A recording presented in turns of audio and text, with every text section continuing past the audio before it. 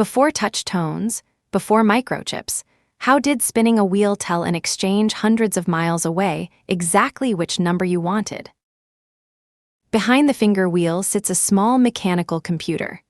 The dial, a flat coiled recoil spring, a pulse cam, and contacts wired straight out to the line.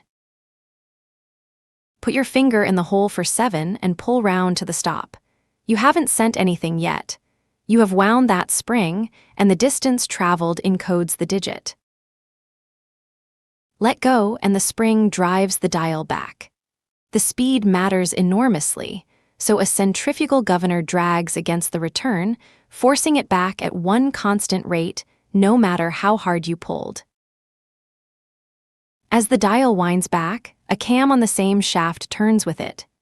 Each lobe pushes a pair of sprung contacts apart, breaking the circuit, then lets them snap closed. Every break is one pulse. Dial a 7, and the cam interrupts the line exactly 7 times. At the exchange, the equipment does something beautifully simple. It counts the breaks. 7 interruptions at that guaranteed rhythm means 7. A Stroger stepping switch turns that count back into motion, ratcheting its wiper 1 position per pulse. 7 pulses steps it to contact 7, connecting your line to the one you dialed. And now the governor's job is obvious.